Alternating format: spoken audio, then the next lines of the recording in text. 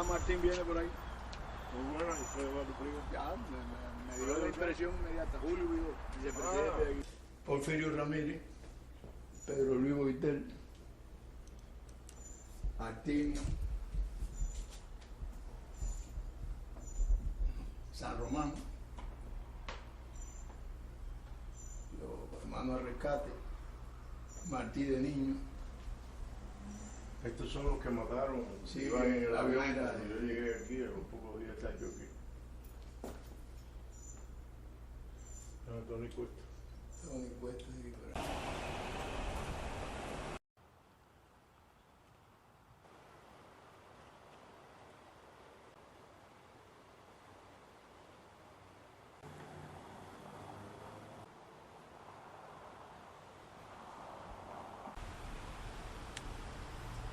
Voy a casa del hijo que se quedó con la compañía de seguro. Natural.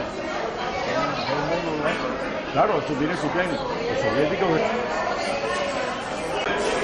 Amigo, mira, aquí somos hermanos expreso político, viene oriundo de Rancho Boyero, Cuba, viene desde West Palm Beach con su hijo y nos viene a hacer una presentación muy especial, que lo pueden ver en las pantallas de televisión a continuación. Pero voy a dejar que él sea el que les hable un poquito acerca de esta exposición que nos va a traer. Adelante.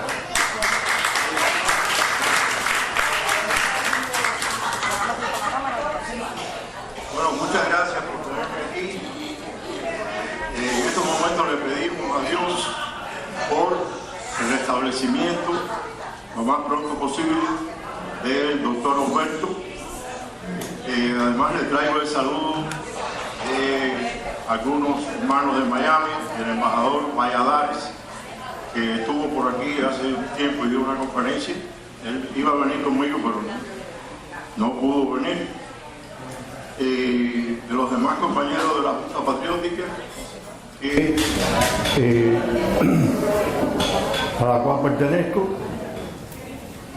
Y en la tarde de hoy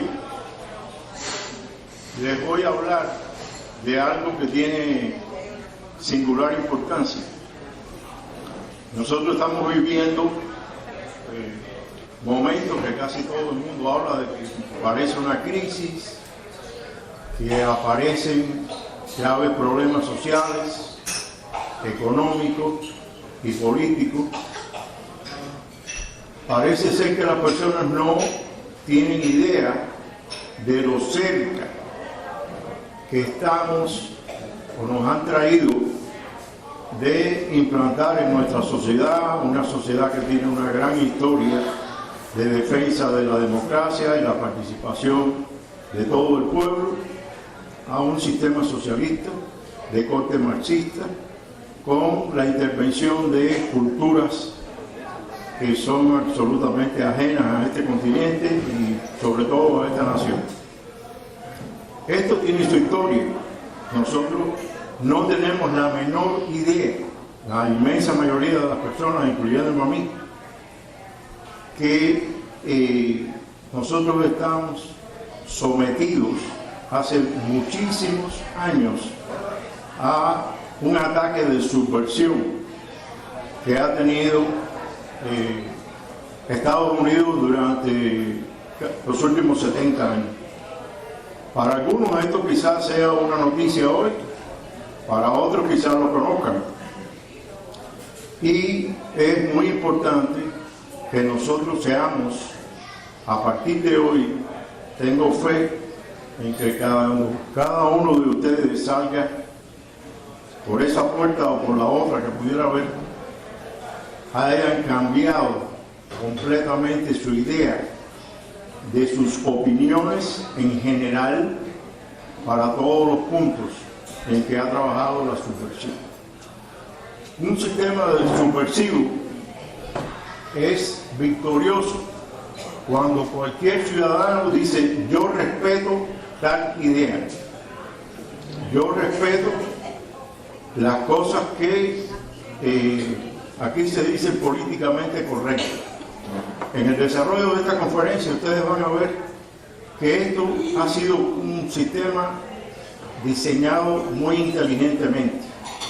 ustedes van a ver las caras de un grupo de psicólogos alemanes que fueron estrellas dentro de la ciencia psicológica y se reunieron en coordinación con los servicios de inteligencia de la Unión Soviética para crear la destrucción de los Estados Unidos, ya que la Unión Soviética no tenía posibilidades económicas ni militares de destruir a Estados Unidos.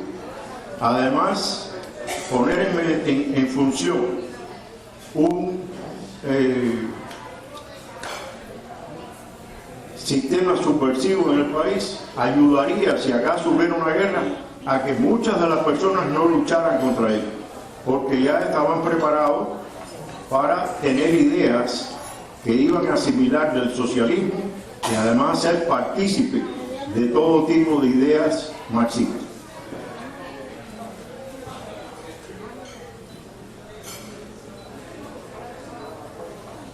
Estas informaciones han llegado a nosotros. Ustedes pueden ver en la pantalla la cara de este señor que dio la vida porque se conociera esto en Occidente. Este fue un oficial de la inteligencia soviética que tenía como especialidad hacer estos trabajos de subversión. Me perdonan los que están aquí, en esta parte. Y él nos hizo llegar el sistema exacto, cómo es que los soviéticos son capaces de subvertir el orden. Subvertir quiere decir cambiar el orden social de un país. Como vemos, este es el concepto el concepto subversivo más importante. Cuando Carlos Marx dijo que un monstruo recorría Europa, un fantasma recorría Europa. Como nosotros podemos comprender esto, ellos no le pusieron fantasma por hacer una especie de humor, sino sencillamente estaba tratando de decirnos que ese fantasma nos iba a penetrar y nosotros no nos íbamos a dar cuenta porque era invisible a el ciudadano medio. Y después de esto vienen todos los trabajadores del mundo unidos.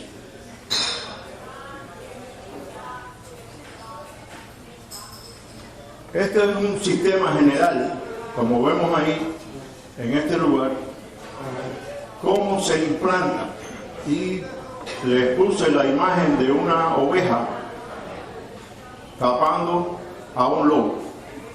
Esto quiere decir que nosotros no vemos con exactitud qué cosa es lo que está, qué objetivo tienen cuando ellos nos hablan de cambiar nuestras ideas.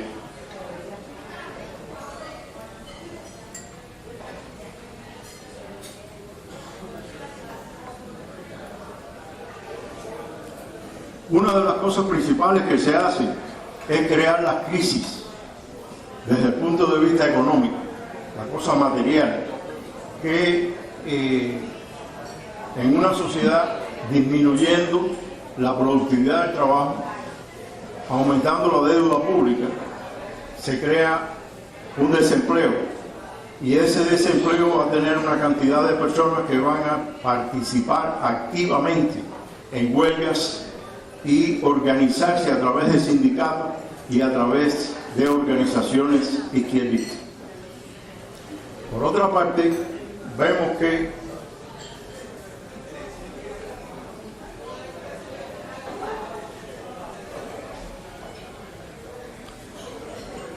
como les decía, se forman las huelgas, se forman las sublevaciones de los pueblos, se lanzan a la calle, y esto va creando un malestar.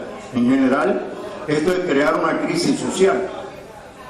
Después vemos que esta violencia de las fuerzas que están luchando, de las que se vale siempre la teoría marxista, debe decirnos que es una lucha de clases. Una lucha de clases quiere decir como ustedes conocen todos, que es los obreros contra los empresarios, los padres contra los hijos, los esposos contra las esposas, los alumnos contra los maestros, los militares se dividen en clases y los soldados se oponen a los oficiales. Ustedes recuerdan que en los años 30, que también fue una crisis creada en Cuba contra el gobierno de Machado, creado por los comunistas, se dividió el ejército y los sargentos estaban en contra de los oficiales. Esto trajo como consecuencia una ruptura, una división de las Fuerzas Armadas y en general de toda la sociedad. Estaba poniendo esto como un ejemplo. Hay dos formas de entrar en un país: a través de una guerra civil, que es prácticamente uno de los últimos pasos que tiene la subversión, y lo otro es una invasión. Como ustedes han visto en los últimos años, y una declaración pública que hizo Putin, que ellos no acostumbraban a invadir países, que ellos le eran más ventajoso, más eficiente hacer un sistema de subversión que demora tiempo, pero es más eficiente. Hemos visto, por ejemplo, que los Estados Unidos, nuestro país, invadió Irak, se convirtió en un boomerang, estuvo durante mucho tiempo muriendo soldados porque es una guerra que no se ve al enemigo y donde quieran pueden poner una bomba, pueden hacer un sabotaje, secuestrar, poner veneno, etcétera, etcétera. Sin embargo, cuando se hace un sistema subversivo, lo que se hace es hacer que ese ciudadano que vive en ese país apoye el cambio. Por lo tanto, se hace más estable, como hemos visto en nuestro país. Entonces, estaba poniendo un ejemplo general de cómo sucedía esto. En la práctica, desde el punto de vista metodológico, esto tiene 4 pasos. Para destruir un gobierno, para destruir un país, hay que utilizar estos 4 pasos. La desmoralización. ¿En qué consiste desmoralizar un país? Nosotros tuvimos el ejemplo del ataque al cuartel Moncada. ¿Qué trajo como consecuencia? Se desmoralizaron las Fuerzas Armadas y el gobierno. Inmediatamente la prensa dijo que habían torturado, que habían masacrado a los atacantes, que tenían razón, que ellos estaban defendiendo los derechos de los campesinos, de los pobres, etcétera, etcétera, y desmoralizan al gobierno. Aquí tuvimos un caso con las Torres de Nueva York, que fue un efecto desmoralizador, porque los órganos de defensa del país no fueron capaces de detectar el asunto. Se detectó que había una crisis bien profunda en los órganos de inteligencia, en la organización, en la coordinación de las informaciones, y por lo tanto ellos habían podido hacer este tipo de trabajo de destruir las torres. Este es el primer paso, la desmoralización. Después tenemos la desestabilización. Una vez que comienzan, esas fuerzas se agrupan y ellos son especialistas en buscar. En Cuba nosotros tuvimos muchas organizaciones que directamente no eran o se reconocían o se identificaban como parte del Partido Comunista. Esta táctica la utilizan ellos en todos los países y en todos los lugares. Cuando digo ellos, estoy hablando de los soviéticos. Esta desestabilización no es más que agrupar a las personas para que empiecen a luchar contra el gobierno. Se desestabiliza utilizando la crisis económica, las huelgas, los estudiantes. En Cuba se desarrollaron a través de la Constitución o en función de la Constitución de 1940, que se legalizó la autonomía de la universidad a través de la FEU, que todos ustedes saben y que lo fundaron fue Julio Antonio Mella, Villena, etcétera, etcétera. Y en la Constitución de 1940 se hizo legal que la Universidad de La Habana fuera un organismo autónomo, donde no podían entrar las leyes, no podía entrar la policía, etcétera, etcétera. En esta etapa, ellos utilizan organizaciones que no tienen su nombre. En Cuba aparecieron varios partidos que tenían la misma línea, sin embargo no se identificaban como miembros del Partido Comunista, pero eran dirigidos hacia el mismo objetivo que hacía el Partido Comunista.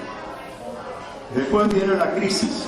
Esta crisis se va a caracterizar porque el gobierno empieza a perder control sobre la población. Una vez desmoralizado, muchas gracias, que yo soy el presidente de los retrasados mentales. Entonces, resulta que cuando cae en crisis, el gobierno empiezan a renunciar una serie de ministros, tienen que dictar un toque de queda, el pueblo se mantiene en la expectativa y estas organizaciones que emergieron durante la desestabilización pues pasan a la ofensiva y el gobierno generalmente renuncia para no abusar de los derechos, porque generalmente ellos aplican esto, no lo aplican en un país donde hay una dictadura de izquierda, lo aplican en un país donde existen leyes que apoyan la democracia. Entonces, las libertades que da la democracia facilitan que se hagan todo este tipo de trabajo. Este tipo de trabajo no se puede hacer donde hay un régimen donde no haya ningún tipo de libertades, que la Constitución no garantice los derechos civiles y los demás derechos del ciudadano. Ellos llaman normalización y esta frase generalmente se ve cuando la prensa, especialmente TAS y otras instituciones del medio ambiente, le plantean a la población y dicen, ya está normalizado el país. La normalización es cuando los tanques están en la calle y ya nadie puede moverse. Eso es a lo que ellos llaman la normalización. Tenemos que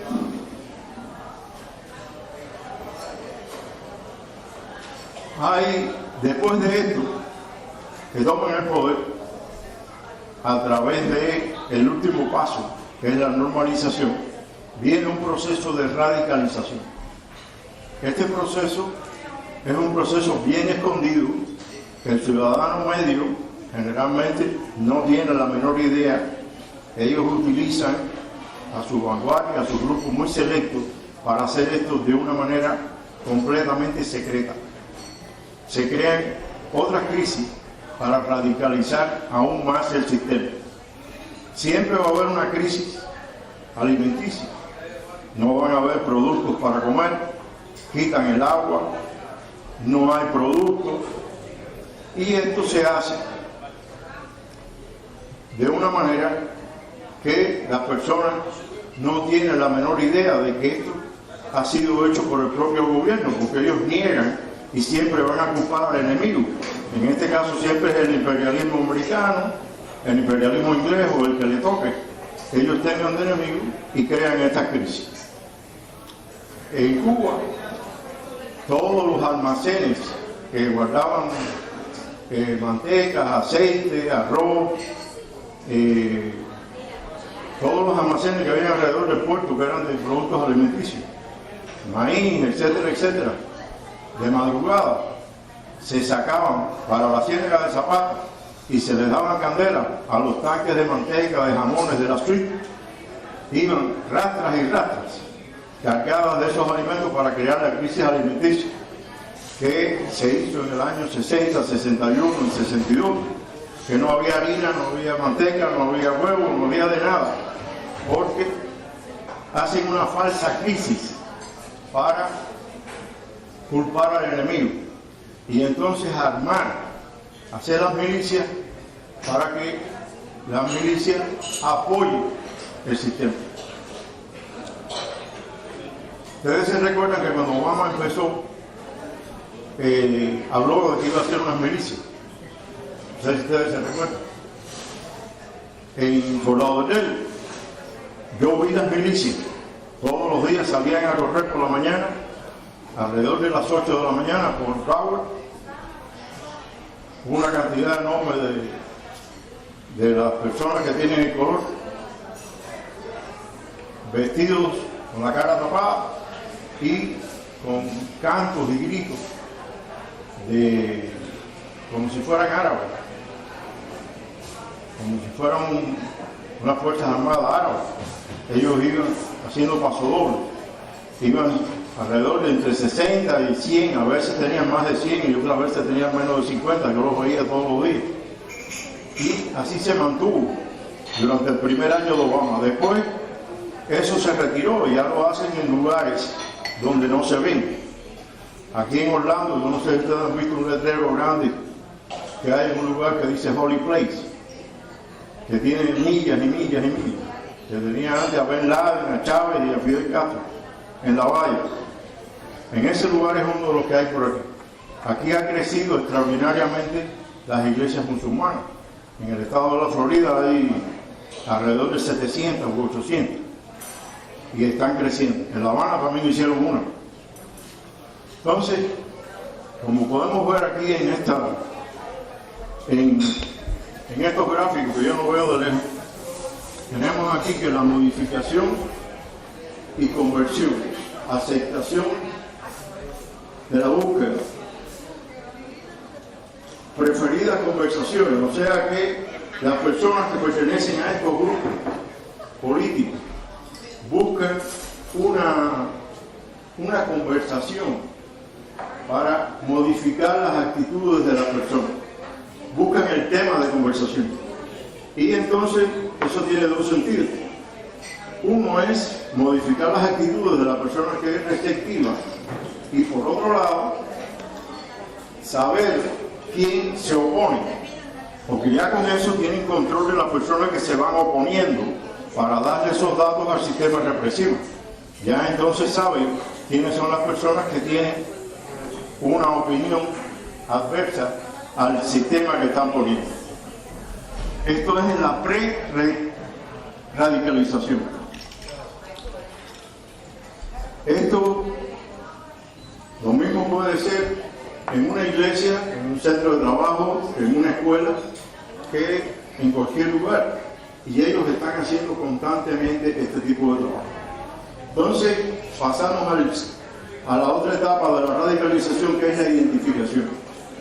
Aceptar las causas, o sea, aceptar por qué se hizo el cambio del sistema. Antiguamente había una miseria tremenda, los campesinos no tenían batacas, los muchachos no tenían zapatos. Inventan una serie de justificaciones para decir que es necesario haber hecho el cambio. Se comienza por aceptar la nueva identidad social. Las personas empiezan a decir, sí, parece que esto funciona, porque como le han dado tantos argumentos que siempre son falsos, de que los latifundistas tenían todas las tierras, de que no había antiguamente, anteriormente no existía la mecanización de las tierras, que la productividad era bajísima. Dicen todo lo contrario. En Cuba hablaban de que no existía una buena agricultura y Cuba era uno de los únicos países en el mundo que tenía más cabezas de ganado que personas, que consumían alrededor de 250 libras de carne por año. Era el tercero del mundo. Y desde que Fidel Castro murió el 26 de julio, hizo el discurso de la historia Mexoperá, decía que los aparceros y precaristas, que no existían una economía, que estaba muy baja la productividad en el campo, que una revolución para repartir las tierras iba a aumentar las riquezas del país, cosa que fue una promesa en el aire, porque en realidad eso nunca se dio, ni tampoco era cierto nada de los argumentos que se hablaban. Tenemos entonces que la llave de los ingredientes estos, siempre se habla de una serie de argumentos de que experiencias de otros países, que la Unión Soviética prospera, que tienen electricidad en todos los lugares, etcétera, etcétera. Empieza también a funcionar la metodología del entrenamiento, las clases de política. Se agrupan a las personas y se le dan clases sobre el cambio que se va a hacer y comienza la milicia con el entrenamiento de fuerzas paramilitares. La indoctrinación, o sea, indoctrinar a las personas dándole clases en casos particulares y en grupos para que las personas sean capaces de aceptar el sistema que venga. Y se va a crear una conciencia social que se convierte en una convicción. Y entonces debajo vamos a ver que están listos para la acción. Ya tuvieron el entrenamiento militar, se le dan las clases ideológicas y ya esa persona está lista para ir a matar a otra persona, para defender al país de una supuesta agresión militar que va a recibir. Siempre están poniendo por delante que el país va a tener una invasión. Lo mismo sucede en Camboya, en Bangladesh, que en Perú, en todos los lugares siempre utilizan el mismo método. Entonces, la acción individual. Se van a decantar personas en estos grupos que van a ser los más extremistas, las personas que han sido más asimilables al sistema, van a estar en un grupo selecto, que son los que van a participar después en esa vanguardia, en ese partido.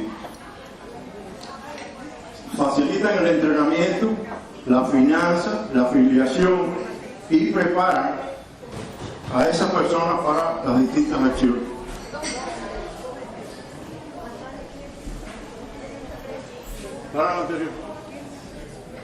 Este es el grupo de psicólogos alemanes que crearon este plan. Esto se llama la Escuela de Frankfurt. Esta escuela hizo un plan de 11 puntos para que transformar una sociedad y hacer un nuevo tipo de ciudadano que apoyara eventualmente una sociedad socialista. Todos ustedes han oído hablar de la máquina limpiadora del cerebro. La máquina limpiadora del cerebro es todo lo anterior que hablamos, más ejemplos. En Cuba empezó a funcionar la máquina del cerebro con 3 o 4 factores. Trajeron una exposición de productos soviéticos, regalaron relojes, regalaron bombones de chocolate, trajeron el circo soviético, trajeron un barco, llegó a la bahía de La Habana, habían dicho que ya no había petróleo en la refinería, y trajeron un barco, y entonces la prensa lo estaba esperando con el barco que venía de la Unión Soviética con petróleo gratis para romper el europeo que los Estados Unidos también. Entonces, estos factores, desde el punto de vista psicológico, que siempre se habló que la Unión Soviética no tenía nada, cuando llegaron, regalaron relojes, chocolate, pusieron una cantidad de productos que ni ellos mismos tenían en el país, pero los pusieron como que ellos los producían, con un efecto propagandístico, y esto fue una limpieza de cerebro. Muchas personas no lo creyeron, pero un gran por ciento asimiló que efectivamente el sistema socialista era capaz de producir todas esas cosas y no se necesitaban los capitalistas. O sea, que el obrero iba a ser dueño de la fábrica y no necesitaba a otra persona que un proceso social donde existieran dueños. Ellos mismos eran los dueños.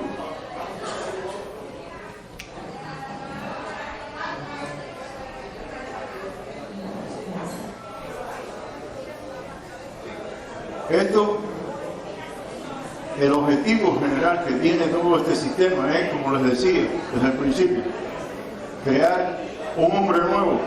Por favor, por favor, por favor, no dejan oír a los demás.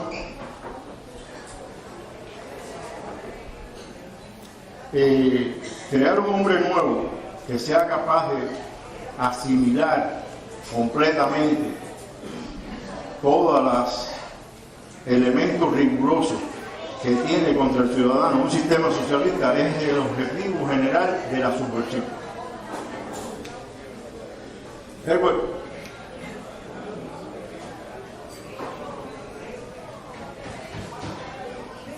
Esto es una frase que dijo Stalin.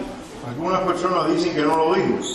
Jackson, cuando estaba en el proceso de candidato, dijo esta frase y la prensa liberal salió a decir que no habían pruebas de que eso hubiera sido cierto, que lo había dicho Stalin. Pero eso, en el periodo que Stalin lo dijo, existía muy poca prensa y de la Unión Soviética salían muy pocas informaciones. Pero, además de eso, eso aparece en los manuales de contrainteligencia de los países socialistas. Aquí dice: América es un cuerpo saludable y resistente, su patriotismo, su moralidad y su vida espiritual. Si nosotros destruimos esas tres áreas, América colapsará desde adentro. Sí, esos tres elementos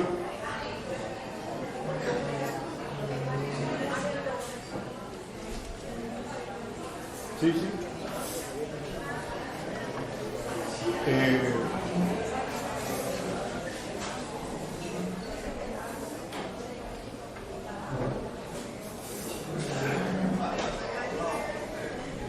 La subversión tiene dos niveles: el nivel político y el nivel cultural. El nivel político es el que forma el gobierno, y el nivel cultural más bien son diferentes capas de la sociedad las que van a participar en demoler todo el sistema.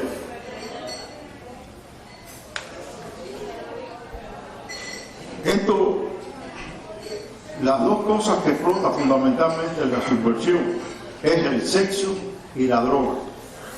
A través del sexo se hace un símbolo que la persona vive en absoluta libertad, tanta libertad que el sexo no pasa, trasciende a la actividad de reproducir.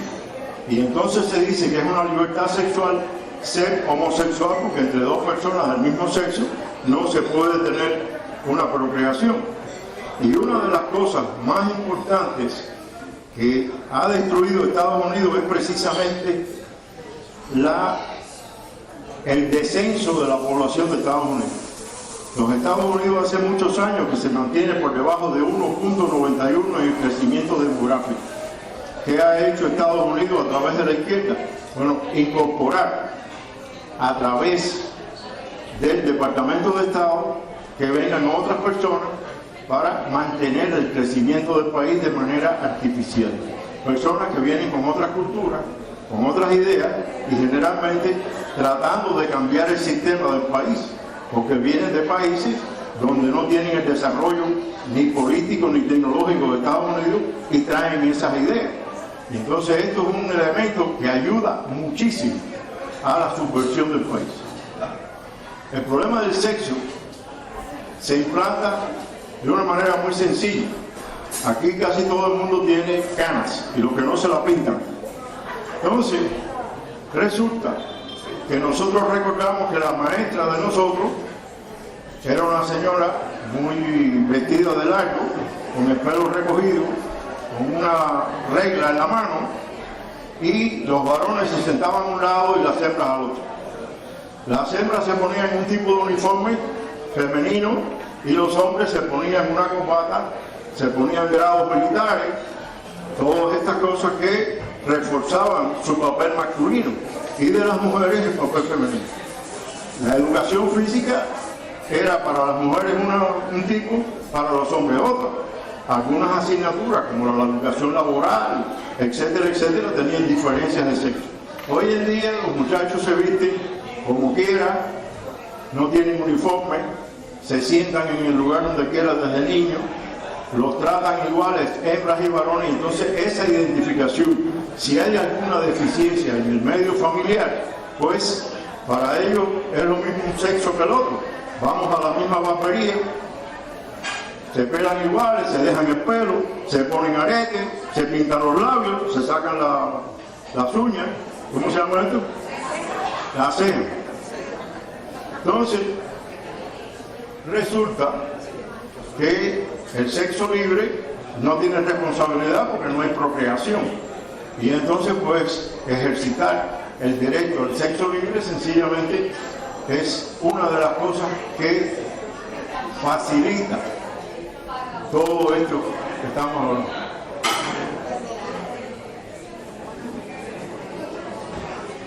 Yo les voy a decir una cosa, no queda tiempo. Yo no tengo aquí donde esconderme que ustedes me empiecen a tirar cosas para que me vayan. Pero aquí no hay donde esconderse. Entonces, les voy a decir algo. Yo quisiera que cada uno de ustedes tuviera una copia. Yo escribí un libro sobre eso. Yo no vengo aquí a vender el libro. Pero sí, vengo a que ustedes tengan esto y se lo pasen a todos los vecinos. Yo lo he hecho en inglés, el libro y esto, porque se supone que todos los que votamos hablamos inglés.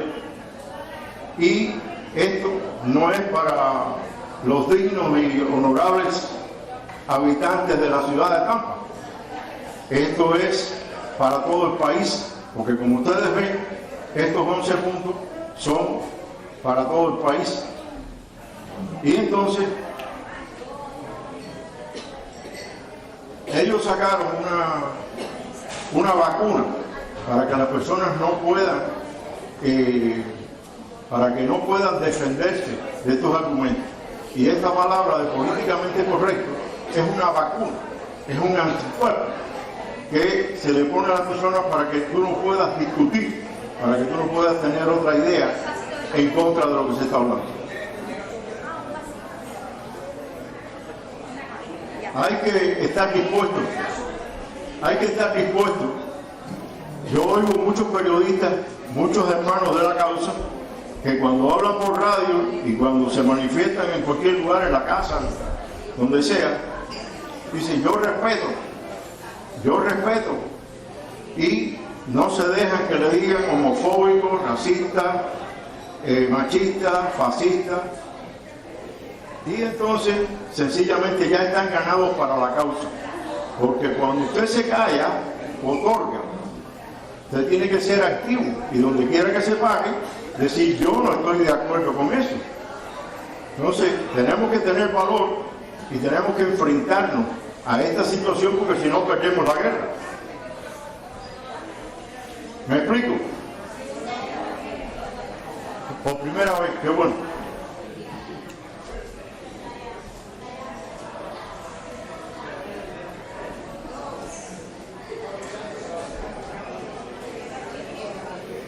La música es una cosa muy importante. Esa música monotónica de 2 compases, tan, tan, tan, tan, tan, que le dicen esos nombres que le dicen perreo, no sé qué, eso, conforme la música clásica desarrolla todo el sistema neuronal de la corteza y hace que haga cada vez más las neuronas se vayan asociando unas con otras. Eso lo hace la música clásica. Pero este tipo de música embrutece a las personas. Cada vez los hace que tengan menos capacidad de comprender. Y por eso es que esa música prolifera. Y la hacen proliferar porque hacen las personas cada vez más retrasados mental, como me pasa a mí. Entonces, aquí están los 11 puntos. Los continuos cambios, ustedes han visto que todo el presidente Obama tenía como eslogan principal cambio, y eso crea confusión en el ciudadano. Enseñar la homosexualidad y el sexo a los niños en la escuela, aumentar la inmigración para destruir la herencia nacional. En casi todos los condados se habla, en todos los Estados Unidos, del multiculturalismo. Ningún país acepta el multiculturalismo. Si usted llega a un país, tiene que adaptarse, utilizar esa bandera, defender esa bandera, y no, porque yo soy de allá y yo traigo mi bandera y la pongo aquí. No, usted no puede poner bandera de su país en otro país. Eso no se lo permite a nadie.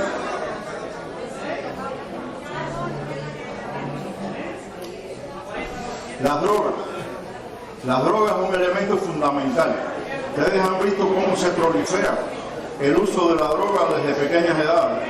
Las estadísticas son increíblemente peligrosas. El incremento de las drogas en niños en todos los Estados Unidos. La dependencia a los beneficios. Bueno, el año que viene yo paso por aquí.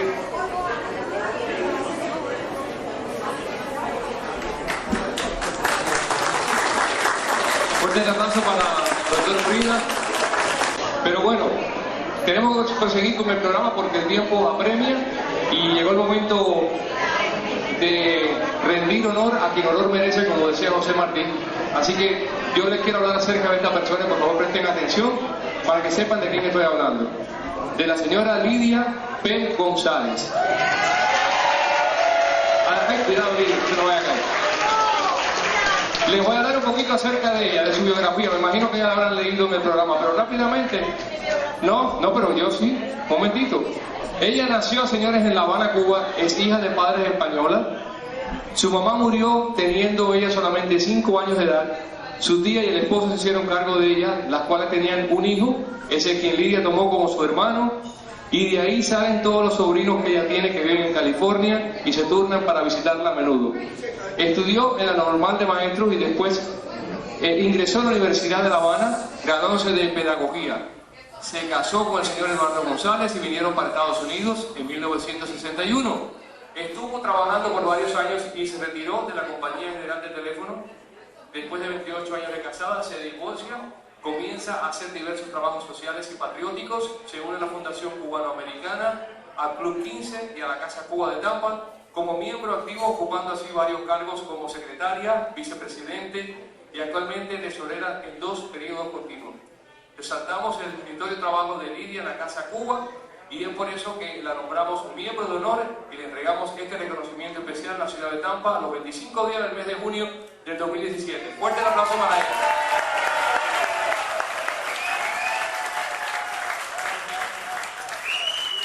Por favor, los miembros de la directiva que faltan por subir, que suban acá, los miembros de la directiva que faltan. Bernardino, María.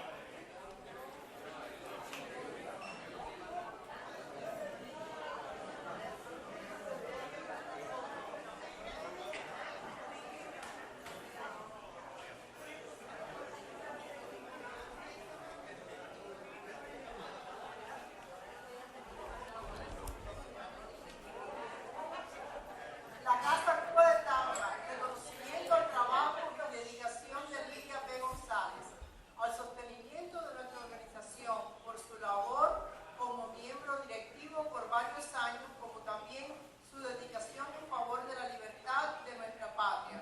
Por tanto, extendemos este certificado en Tampa hoy, 25 de junio del 2017, y está firmado por el señor Humberto Ferrer, el presidente de la Casa Cuba, y por mi Ángela Soriano, secretaria.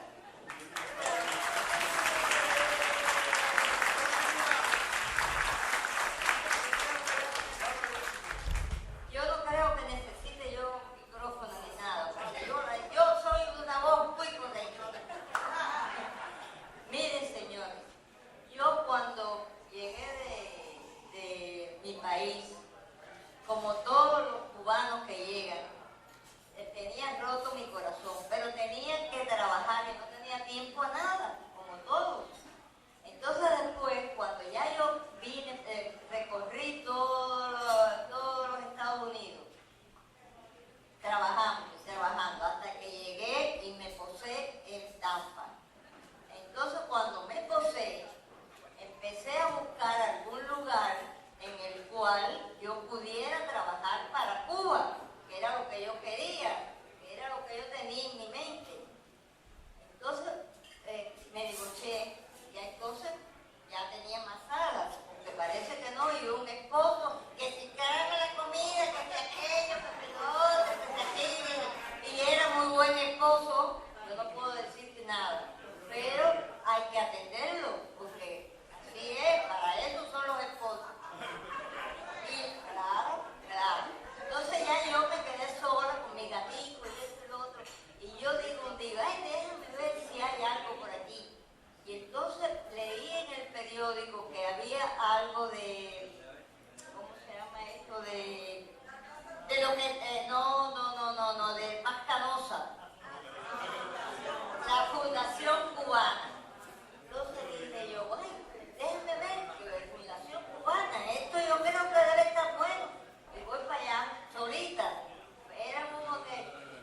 para allá fui yo como fui para allá. Y cuando llegué, me senté cerca de los Vázquez, que los Vázquez, él era presidente de la Casa Cuba en aquella época, porque yo al presidente primero, que era el doctor Osvaldo, yo a ese no estuve en la Casa Cuba cuando él. Entonces, Vázquez, me vieron sola y eso, y ya se presentaron, Graciela, enseguida, que es muy amistosa, se presentó y entonces me hablaron de la Casa Cuba. Yo dije, ¿cómo no, cómo no? Y ellos fueron los que me enchuflaron en la Casa Cuba. Y de ahí no he podido salir. Entonces, por otro lado, me he hecho una amiga que está eléctrica como yo. Entonces esa eléctrica me dice, oye, ¿quieres ir al Club 15? Digo, ay, sí, ¿cómo no? Voy para allá, para el Club 15.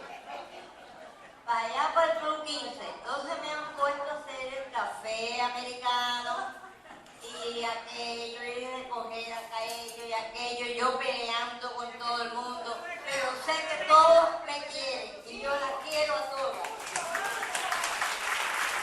Eso es lo mejor, que yo las quiero a todas. Y me da mucho gusto de que estén aquí conmigo hoy. La verdad que me tienen emocionada por eso, porque se ha llenado la casa y es del Club 15. Claro, hay otras personas que no son del Club 15, pero de todas maneras, amistades que yo también tengo por mi lado, porque no se creen que yo lo he hecho amistades. No, tampoco así. Yo he hecho amistades. Lo que no tengo hijos, pero he hecho amistades. Entonces, ahora, ¿qué cosa es lo que me falta de decirle algo? No las gracias todavía. El Club 15, que ahora la muchacha de aquí del restaurante me dijo que cada 2 meses o algo así se reunían aquí a comer unos viejitos que los traen de no sé de dónde. Y como yo no estoy viejita todavía, pues yo les dije que yo iba a venir y les iba a traer unos regalitos, y les iba a rifar y esto y lo otro, que me avisara. Así que